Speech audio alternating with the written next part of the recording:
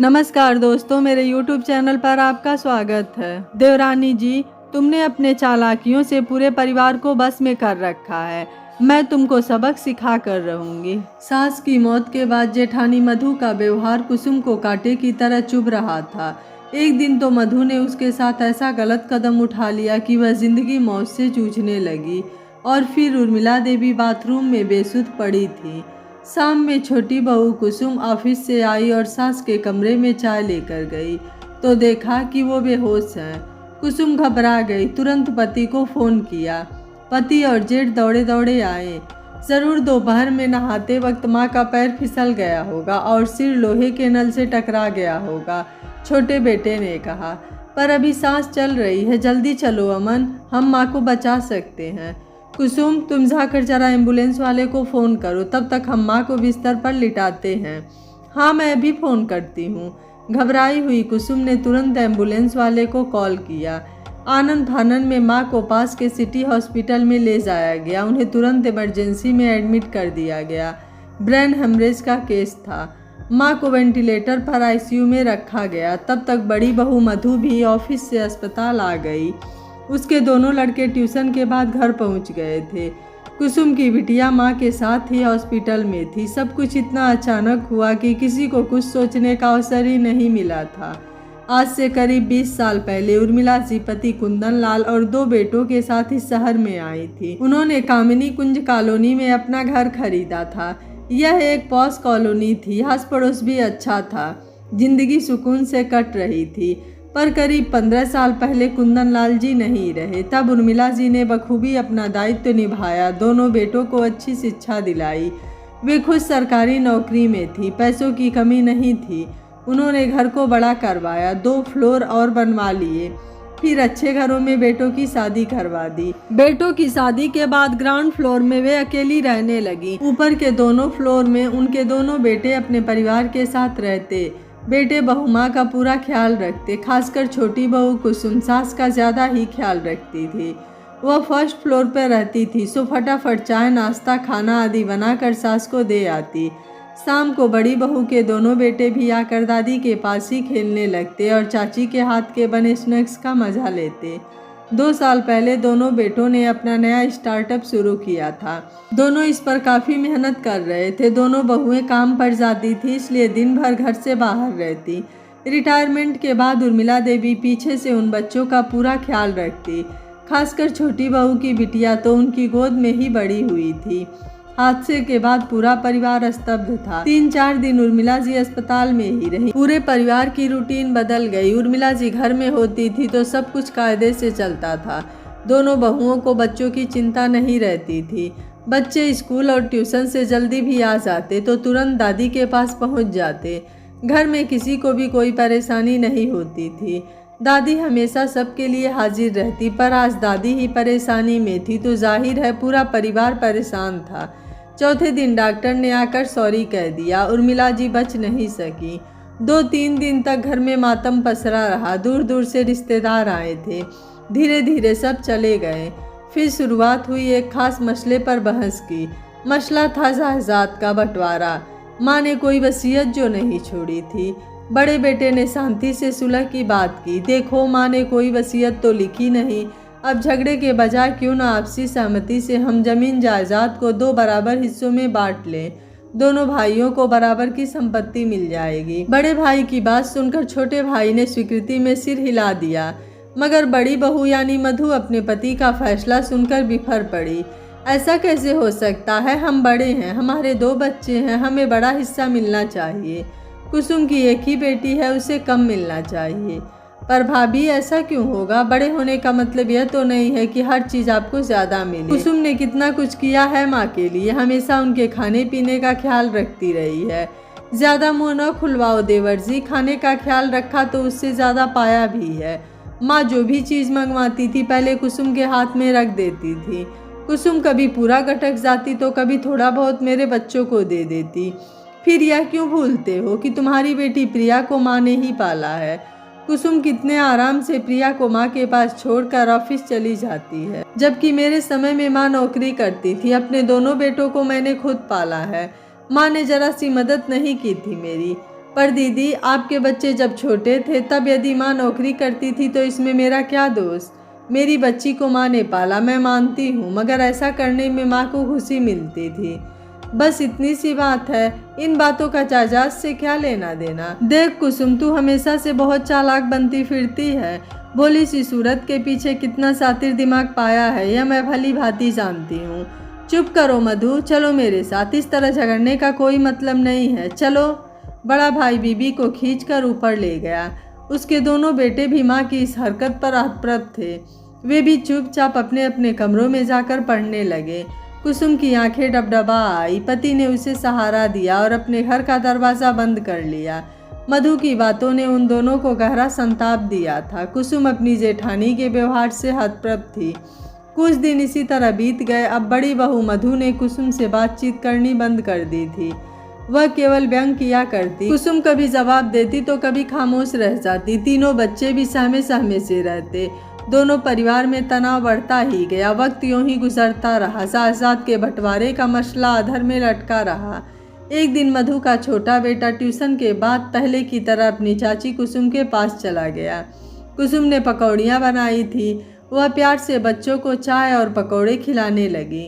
तब तक मधु ऑफिस से वापस लौटी तो बेटे को कुसुम के पास बैठा देखकर उसके बदन में आग लग गई। आपे से बाहर होती हुई वह चिल्लाई, खबरदार, जो मेरे बच्चों को कुछ खिलाया, पता नहीं कैसा मंत्र पढ़ती है। पहले मासी को अपना शागिर्द बना लिया था, अब मेरे बच्चों के पीछे पड़ी हो। सुनकर कुसुम भी बौखला गई। वह गरज कर बोली, दीदी, ऐसे बेतुके इल्जाम तो मुझ पर लगाना मत। यदि माँ जी मुझसे प्यार करती थी तो इसका मतलब यह नहीं कि मैंने कुछ खिलाकर शागिर्द बना लिया था। वे मेरे व्यवहार पर मरती थी, समझी आप? हाँ, छोटी, सब समझती हूँ। तूने तो अपनी चाशनी जैसी बोली और बलखाती अदाओं से मेरे पति को भी काबू में कर रखा है। एक शब्द नहीं सुनते तेरे विरुद्ध। तूने बहुत अच्छी तरह उनको अपने जाल में फंसाया है। दीदी, यह क्या कह रही हो तुम? मैं उन्हें भैया मानती हूँ। इतनी गंदी सोच रखती हो मेरे लिए? ओह, मैं जिंदा क्यों हूँ? ऐसा इल्जाम कैसे लगा सकती हो तुम? कहते हुए कुसुम लड़खड़ा कर गिरने लगी। उसका सिर किचन के स्लैब से टकराया और वह नीचे गिरकर बेहोश हो गई। मधु का छोटा बेटा घबरा गया। जल्दी से उसने पापा को फ़ोन किया। कुसुम को तुरंत अस्पताल ले जाया गया। डॉक्टर ने उसे आईसीयू में एडमिट कर लिया। अच्छी तरह जांच पड़ताल करने के बाद डॉक्टर ने बताया कि एक तो बीपी अचानक बढ़ जाने से दिमाग में खून का दबाव बढ़ गया, उस पर से सिर में अंदरूनी चोटें भी आई है। इस वजह से कुसुम कोमा में चली गई है। पर अचानक कुसुम का बीपी हाई कैसे हो गया? उसे तो कभी ऐसी कोई शिकायत नहीं रही।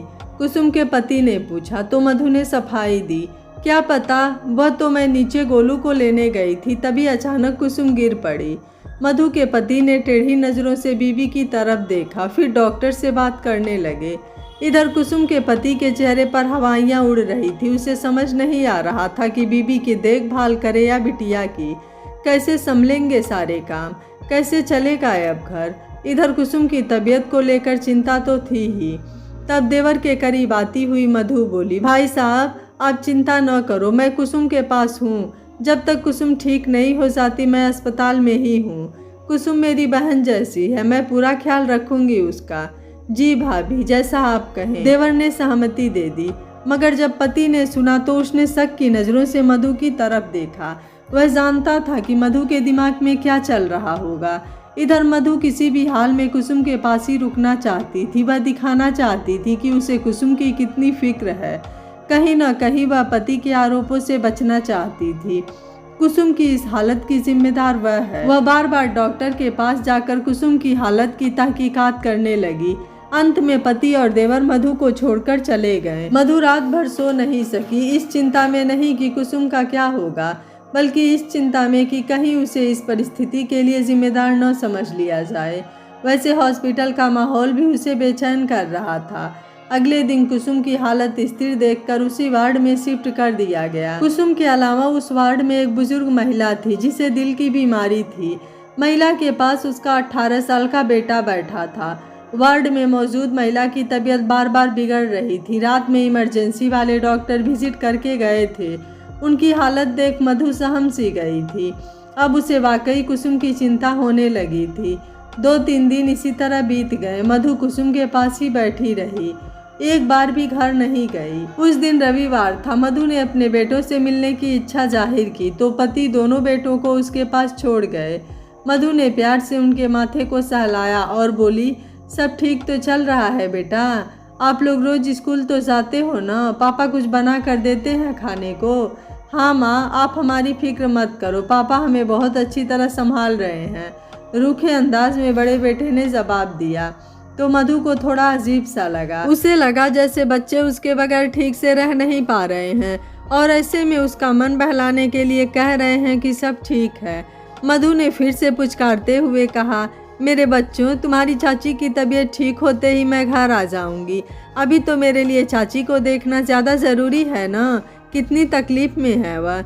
मम्मी, आप प्लीज़ ज़्यादा ड्रामा न करो, हमें पता है कि चाची की इस हालत की जिम्मेदार कौन है, सब कुछ अपनी आंखों से देखा है मैंने, छोटे बेटे ने उसका हाथ झटकते हुए कहा। तो बड़ा बेटा भी चिढ़े स्वर में बोलने लगा, कितनी अच्छी है हमारी चाची, कितना प्यार करती थी हमें, पर आप मम्मी, आपने उनके साथ कितना बुरा किया। We hate you mummy, we hate you. कहते हुए दोनों बच्चे मधु के पास से उठकर बाहर भाग गए। मधु भीगी पलकों से उन्हें जाता देखती रही। उसके हाथ कांप रहे थे, दिल पर 100 मन का भारी पत्थर सा पड़ गया था। उसने सोचा भी नहीं था कि बच्चे उसे इस तरह दुत्कारेंगे। बिना आगे पीछे सोचे लालच में आकर उसने कुसुम के साथ ऐसा बुरा व्यवहार किया। कितनी जली कटी सुनाई। वे सब बातें बच्चों के दिमाग में इस तरह छप गई थी कि अब बच्चे उसके वजूद को ही धिक्कार रहे थे। मधु ने आंखें बंद कर ली, आंखों से आंसू गिरने लगे। पुरानी बातें एकाएक उसके जहन में उभरने लगी। अपने बच्चों की नज़रों में इतनी गिर कैसे गई वो, कैसे जिएगी वह? सच में कुसुम ने तो कभी भी उससे ऊंचे स्वर में बात भी नहीं की थी। उसने हमेशा कुसुम को बात सुनाया, उसके मधुर व्यवहार का उपहास उड़ाया, उस पर इतना गंदा इल्जाम लगाया। तभी बगल वाली बुजुर्ग महिला की सांसें उखड़ने लगी। डॉक्टरों की टीम आई और उस महिला को आईसीयू में ले जाया गया। उसका बेटा भी पीछे पीछे तेजी से निकल गया। इस सारे घटनाक्रम के फलस्वरूप मधु के दिमाग पर एक अजीब सा सदमा लगा था। वह बैठी बैठी चीखने लगी। उसे लगा जैसे कुसुम शरीर छोड़कर बाहर आ गई है और उसकी तरफ हिकारत भरी नज़रों से देखती हुई दूर जा रही है। मधु को एहसास हुआ जैसे वह पूरी तरह अकेली हो गई है। सब उस पर हंस रहे हैं। वह जोर जोर से रोने लगी। रोती रोती बेहोश हो गई। जब आंखें खुली तो खुद को बेड पर पड़ा पाया। पास में डॉक्टर खड़े थे, दूर पति भी खड़े थे। उसने तुरंत अपनी आंखें बंद कर ली। वह अंदर से इतना टूटा हुआ महसूस कर रही थी कि उसे पति से आंखें मिलाने की हिम्मत नहीं हो रही थी। तभी उसने सुना डॉक्टर उसके देवर से कह रहे थे कि कुसुम की सर्जरी करनी पड़ेगी। सर्जरी, दवा और हॉस्पिटल के दूसरे खर्चे मिलाकर करीब 15-20 लाख तो लग ही जाएगा, पर कुसुम को ठीक करने के लिए यह सर्जरी करानी बहुत ज़रूरी है। डॉक्टर की बात सुनकर देवर काफ़ी परेशान दिख रहा था। मधु जानती थी कि उसके देवर के पास अभी 2-3 लाख से अधिक नहीं है। हाल ही में उसने अपने सास की हार्ट सर्जरी में करीब 10 लाख लगाए थे और वह खाली हो चुका था। मधु हिसाब लगाने लगी कि उसके पति के पास भी 4-5 लाख से ज़्यादा नहीं निकल सकेंगे। वैसे भी दोनों भाइयों ने अपनी आधी से ज़्यादा जमा पूंजी बिजनेस में जो लगा रखी थी। तभी मधु को अपने जेवर का ख्याल आया। कुल मिलाकर 7-8 लाख के जेवर तो थे ही उसके पास, बाकी के रुपए कहाँ से आएंगे? वह इस सोच में डूब गई। तब उसे अपनी बड़ी बहन का ख्याल आया। उससे थोड़े जेवर ले सकती है, कुछ रुपए अपने भैया से उधार भी मिल सकते हैं। डॉक्टर के जाने के बाद दोनों भाई आपस में बातें करने लगे। छोटे ने उदास स्वर में कहा, भैया, डॉक्टर तो इलाज के लिए इतना लंबा चौड़ा खर्च बता रहे हैं, कहाँ से लाऊंगा मैं इतने रुपए? हाँ अमन, इतने रुपए तो मेरे पास भी नहीं है, समझ नहीं आ रहा है क्या करें। तभी बेड पर लेटी मधु उठ बैठी और बोली, देवर जी, आप चिंता न करो, रुपए का इंतज़ाम मैं करूँगी। आप बस डॉक्टर को सर्जरी के लिए हाँ बोल दो और 2 दिनों की मोहल्लत ले लो। मगर भाभी, आप 2 दिनों के अंदर रुपए कहाँ से ले आएंगी? देवर जी, मेरे गहने किस दिन काम आएंगे? फिर भी रुपए कम पड़े तो दीदी या माँ के जेवर भी मिला लूँगी। मेरे भैया से कुछ कैश रुपए भी मिल जाएंगे। मधु की बात सुनकर देवर मना करने लगा। मधु के पति ने भी टोका, मधु, उनसे रुपए लेना ठीक होगा क्या? और फिर तुम्हारे जेवर, तुम तो कभी उन्हें हाथ तक नहीं लगाने देती थी। अपने जेवर तो तुम्हें जान से प्यारे हैं। प्यारे तो हैं, पर कुसुम की जान से प्यारे नहीं, मधु ने कहा। तो दोनों भाई उसे आश्चर्य से देखने लगे। मधु ने 2 दिन के अंदर ही 20 लाख इकट्ठे कर लिए। कुसुम की सर्जरी हो गई। सर्जरी सफल रही। 15 दिन अस्पताल में रहने के बाद कुसुम घर आ गई। अब भी उसे काफ़ी कमजोरी थी।